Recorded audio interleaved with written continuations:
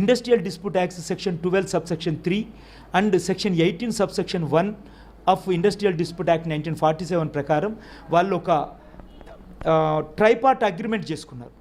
Agreement చేసుకొని వాళ్ళందరినీ regularise చేసేందుకు ప్రయత్నం చేస్తే గౌరవ ప్రధాన న్యాయమూర్తి గారి ఆధ్వర్యంలోని డివిజన్ బెంచి 2017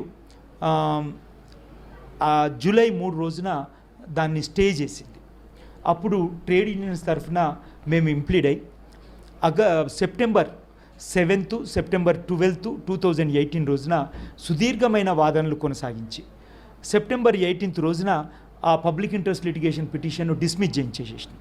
ఎవరైతే ఛాలెంజ్ చేసినరో వాళ్ళు చట్ట పరిధిలో లేదు, అసలు సర్వీస్ మ్యాటర్ లోపల అసలు మీరు ఛాలెంజ్ చేయడమే తప్పు అని. అదేవిధంగా ఇంతమంది కాంట్రాక్ట్ లేబర్స్ను కనుక రెగ్యులరైజ్ చేస్తే ఉమాదేవి కేసును హిట్ చేసినట్టు అవుతుంది, ఓవర్ రూల్ చేసినట్టు అవుతుంది. గౌరవ ప్రధాన న్యాయమూర్తి గారి ఆధ్వర్యంలోని హైకోర్టు డివిజన్ బెంచ్కి ఆ పవర్ లేదని వాళ్ళు అదర్ సైడ్ వాళ్ళు వాదించారు.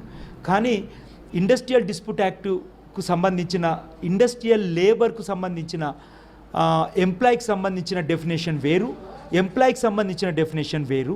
అదేవిధంగా అవార్డును ఛాలెంజ్ చేయలేదు కాబట్టి అవార్డుకు సంబంధించి ఆర్బిట్రరీ లేదు కాబట్టి ఖచ్చితంగా వీళ్ళని రెగ్యులరైజ్ చేయాలని చెప్పేసి తీర్పు ఇచ్చింది సెప్టెంబర్ 18th రోజున. మీరు అందరు చూసిండ్రు.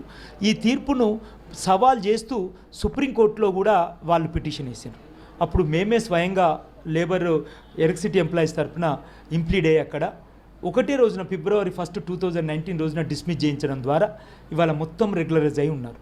ఈ జడ్జిమెంటు దేశం లోపల దాదాపు 40 లక్షల మంది అవుట్సోర్స్డ్ ఎంప్లాయీస్కి ఉపయోగపడుతున్నందుకు కూడా చాలా తృప్తిగా ఉంది. ముఖ్యంగా ఎంతోమంది కార్మికులు వారి యొక్క హక్కులకు